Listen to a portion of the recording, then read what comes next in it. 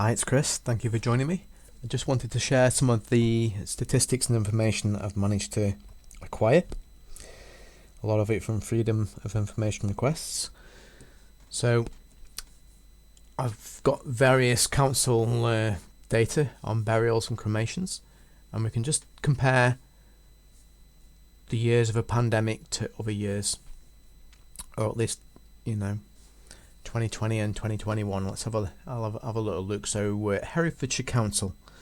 So in 2020 we had a 12% increase in burials and cremations from the previous year.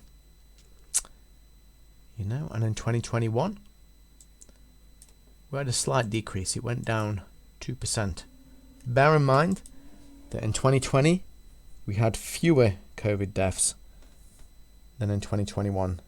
We had much more COVID deaths in 2021, and yet we had fewer burials and cremations. Newcastle under Lyme. In 2020 we had a total of 1,911 burials and cremations.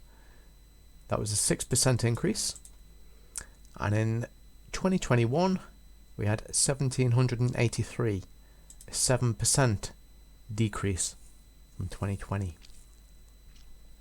Okay, and in Warwick in 2020 we had 2,379 burials and cremations, and in 2021, when there was many more COVID deaths, we had 2,068. So as you can see, 7% increase in 2020, and then it went down 13% in 2021. Sheffield, I have checked this, and it does seem strange, but in 2020 there was 747 burials, and in 2021 it jumps up to 1,163. Cremations was up 3,183, and it went down in 2021 to 2,673. But anyway, I have checked it, but this is what they say, so it's their mistake if it's wrong. It's a 9% increase in 2020 for burials and cremations, and then it went down 2% in 2021 when there were more COVID deaths. Bradford, in 2020 we had a total of 4,380, and in 2021 a total of 4,159.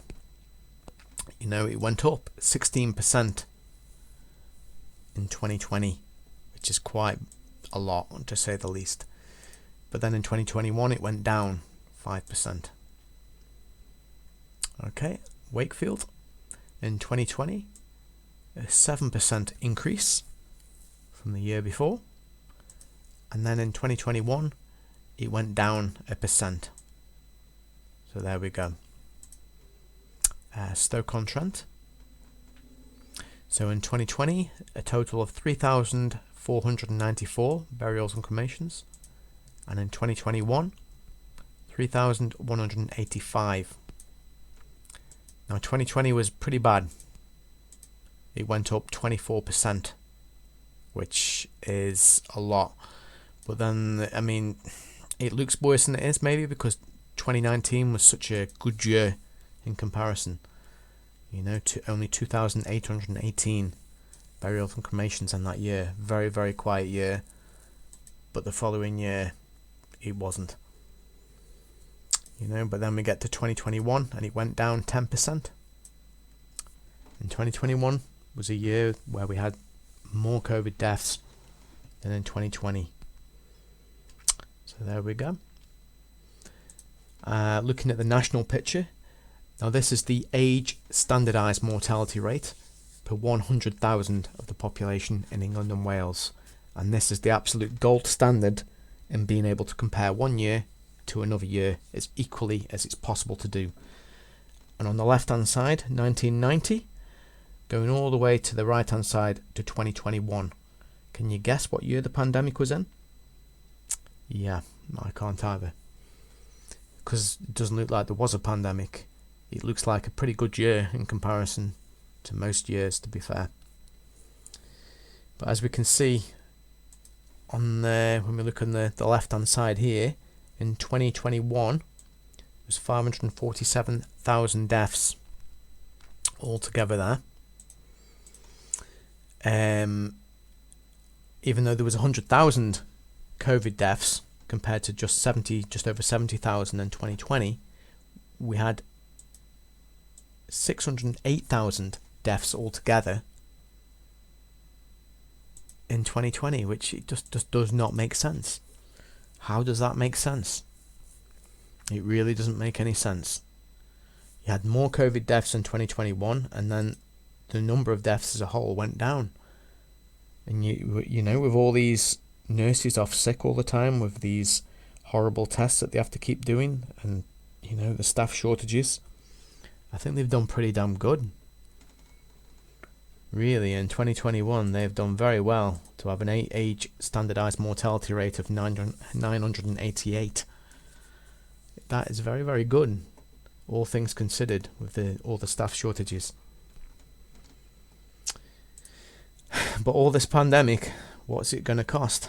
Well, The Independent headline is UK government spending 372 billion on COVID pandemic, says the National Audit Office, and they ought to know. 372 billion. Okay, and what does that work out per household? Well, according to the ONS, there were an estimated 27.8 million households in the UK. I don't know why it's estimated, because surely they could tell you the exact number, but in any case, they were estimating it. So, how much does that work out per household? Well, 372 billion divided by the 27.8 million. That works out at over 13,000 per household. And bear in mind that every household doesn't have people going to work and paying taxes.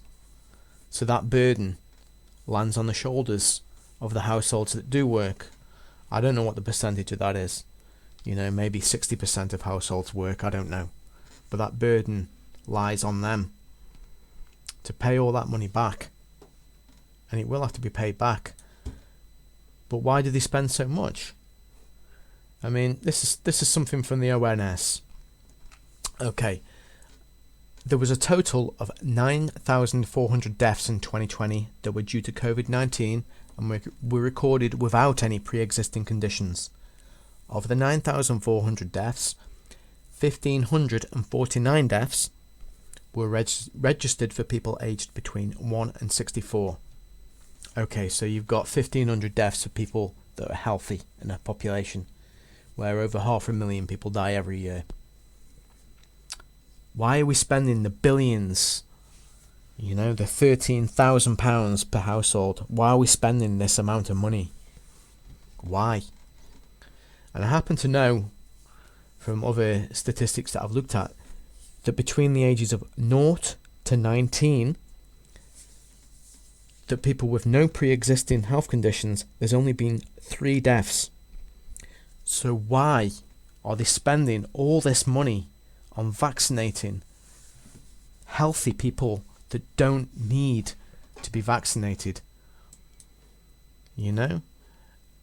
Especially since, let's have a look, we have, according to the yellow card scheme, the MHRA, there's been over 2,000 deaths from the vaccine. You know, you're vaccinating healthy people with the potential that they could die from the vaccine or have serious health consequences from the vaccine when there's no real risk at all. I can't see the justification of it. You know? And if you have a look at the age standardized mortality, there was no evidence of a pandemic. None. You know, maybe there's a slight blip, but you imagine all that fear and anxiety that was placed on the society. Is it ever wonder that the mortality went up slightly? Is it really a surprise that all that anxiety helped to create a horrible year? Well, anyway, just think for yourself anyway, and you know, the data's all there. This is all from the ONS. or the vast majority of this, and the MHRA. So you can have a look at this for yourself if you don't believe me. But anyway, wishing you all the best. Thank you for joining me today. Thank you. Bye bye.